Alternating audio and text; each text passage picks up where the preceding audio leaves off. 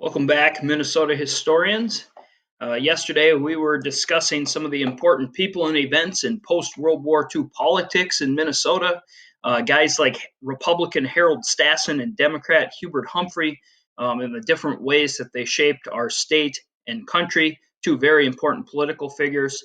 The third big political figure that we'll talk about is Walter Mondale, and he was a senator from Minnesota. He had been born in, I can't remember the name of the town, but it is a little dinky town right on the Iowa Minnesota border. I think it's like Ceylon or something. Probably only has 100 people in it or something today, but that's where he's from. He rose to become a senator, and you can see he's a senator for 12 years. And at that time, President Jimmy Carter selected him to be his running mate, or Carter was running for president, selects Mondale to be his running mate, and Mondale makes it in and becomes his vice president, and they win the election. One of the big things while he was a senator is he fought for consumer rights, to protect people buying merchandise, things like that, buying products. So those were the things that he was fighting for as a senator. Humphrey was the big civil rights guy that we talked about yesterday. So here is Carter and Mondale. They are both still alive. They are both in their 90s. They are the oldest living president and vice president, and they have lived the longest since they were out of office than any vice president and president combined in our history. And it would be tough to beat these guys. Here they are up in stage in their 90s. You can see the map, 1976. We still don't really see that cutoff line, with the deep south or so. There, you can still kind of see voting Democrat in different places in the south, Minnesota, Wisconsin, but you definitely see that cutoff here between maybe the east and the west. The map certainly looks a lot different than it does today.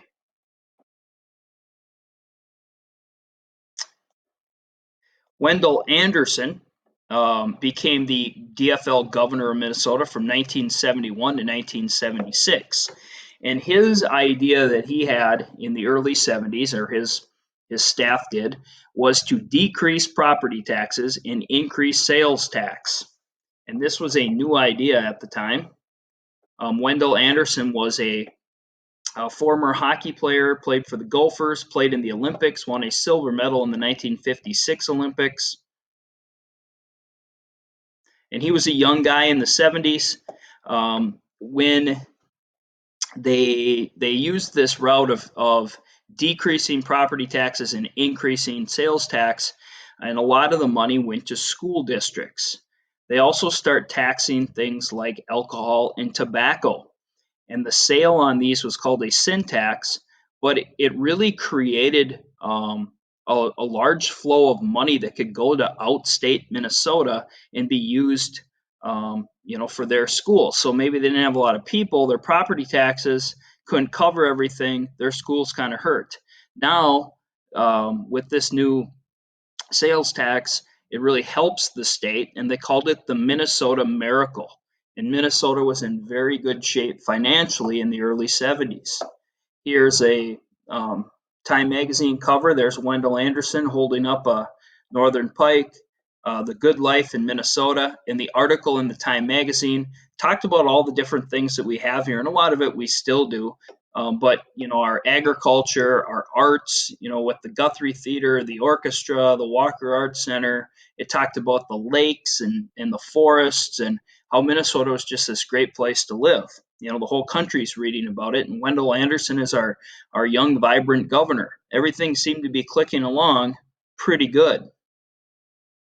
There he is a few years back at the Capitol. The tax policy helped transform Minnesota's education program into one of the best in the nation, which we still are. Here's where the problem came in. 1976, Anderson decides to resign. He no longer wants to be governor. He wants to be senator. And he decided he couldn't wait 2 more years to run as a senator. He wanted to become senator in 1976 without an election. So it was a little bit of a shady deal. Minnesota Senator Walter Mondale became vice president. So who got to take that spot? Well, it doesn't go to a vote. There is no vice senator. So who gets that spot? The governor gets to pick. Well, you can't pick yourself.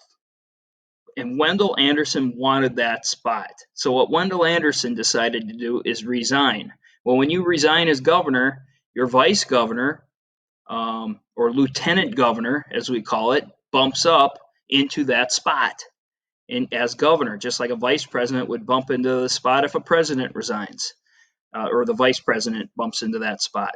And so Rudy Perpich was the lieutenant governor. He bumps up into Wendell Anderson's governor spot, and then Perpich, the inside deal, says, okay, Wendell Anderson is going to be our senator, and he's going to take over from Mondale. And this did not sit well with Minnesotans. They said, we don't like this. We elected him to be our governor, not our senator. That should not have happened. We don't like it. 1978, when Hubert Humphrey died, Perpich appointed Humphrey's wife Mariel to take his spot. And that was only going to be for a short time before the election. So that's kind of how it works. Well, Minnesotans didn't forget this trickery that was happening. And in 1978, they call it the Minnesota Massacre, where you had Democrats in charge of a lot of spots, and then boom, just like that, the Republicans take over the governorship in both Senate seats in the state. And they call that the Minnesota Massacre. And it goes back that they didn't like that shady deal of that Wendell Anderson was doing. There was a time where they really thought this might be a guy that could become president someday. He seemed to get along with everybody. He did good things in the state. He was maybe on the fast track for presidency. And after this, he just kind of disappears. After the Minnesota Massacre, he loses his Senate seat. He doesn't really do anything politically again. Rudy Perpich, even though he lost the governorship, he does come back around, and he runs for governor again in 1982 and wins. Now, he had some unique ideas. After he had left the governorship in 78, he traveled around to different parts of the world, worked in the business sector, and when he came back to be governor and won the election, he says, hey, Minnesota needs to start selling our stuff to the rest of the world. Our companies need to start marketing it that way. We want to do business with other countries. It used to be our government did business with other countries. States, we just kind of did business with other states or within our state. So Perpich starts to change it, and he starts to compete and make sure our companies can advertise in other countries and do business in other countries. So it was a pretty big deal. Sometimes they called him Governor Goofy because he did have some strange ideas. One of the ideas was to build a Chopstick Factory in northern Minnesota. He at one point donated $25,000 of his salary to or pay raise to help promote bocce ball in the state as a game that he thought should take off. One of the things he did do is invite Premier Gorbachev of the Soviet Union to Minnesota when Gorbachev was coming to the United States on a tour. And most people thought, well, why would he ever come to Minnesota? And he did, not for very long, only for a few hours, and met with business leaders. But that was something that Perpich wanted. When the Soviet Union disbanded and they were becoming capitalist instead of communist, he wanted to be selling Minnesota products to the Russians. That was his goal. And that was one of the things that the Minnesota business leaders talked about with Gorbachev. So here's Mikhail Gorbachev. 1990, he took a trip here. Mall of America was one of Perpich's ideas. It was created and opened in 1992. Seems like a very long time ago. It's located in Bloomington. It's one of the largest malls in the world. It has over 520 stores. This is the area that the Mall of America sits on today. It used to be Met Stadium where the Twins and the Vikings played in 1961. So this is 1961. There's where home plate used to sit at the Mall of America, whatever, Camp Snoopy. And this is what it looks like today. So 1961, 2019, 2020. A few more famous politicians. I had some videos that go along with this. Paul Wellstone was a senator.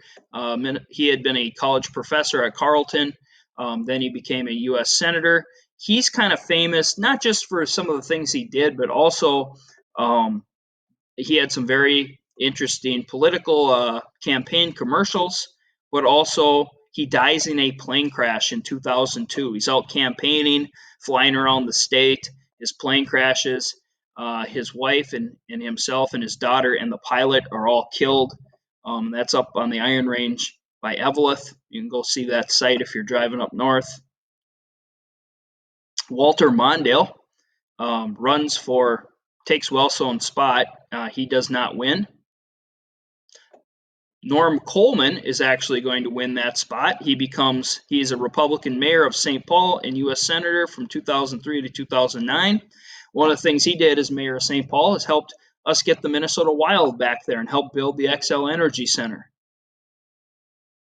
Arnie Carlson, Republican governor, 1992 to 1999.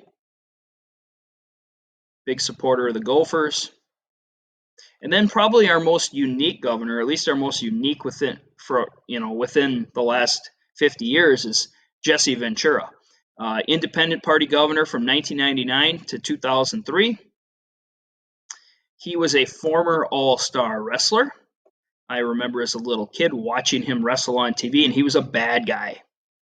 He was also in movies. Here he is in Predator with Arnold Schwarzenegger. This is all before he became governor. And he was mayor of Brooklyn Park from 1991 to 1995, so he did have some background in politics before he became governor. He had a radio show. And he ran for governor against two pretty polished politicians, Norm Coleman, who was a senator, or who would become senator eventually. He had been the mayor of St. Paul. And then Skip Humphrey, the son of Hubert Humphrey. So these are the two guys he's going against, a Republican and a Democrat. Now, he used some very smart campaign ads, some very clever TV ads, and he called himself socially liberal and fiscally conservative. He was very much hands-off as a third-party candidate. So if you remember back to the late 1800s, early 1900s, Minnesota was known for having a strong third party. It wasn't just Republicans and Democrats, but we had a strong third party. He kind of brought that back in the early 2000s. I'll have some videos here that we'll watch later about Jesse Ventura. We'll see this mini documentary. Some of the things that he's known for: he cut taxes, he reformed state property tax. Probably his signature was the thing he's most remembered for, or should be, is the light rail. And he helped get that first leg of the light rail built in our state. And the last few governors that came after Ventura, Tim Pawlenty, a Republican, continued growing the light rail, helped get Target Field built. Mark Dayton came after Pawlenty, Democrat governor. And then Tim Walz, our current governor, obviously in the news quite a bit right now. And so tomorrow we'll have some video links that you can look at that will explain some of these things a little bit further.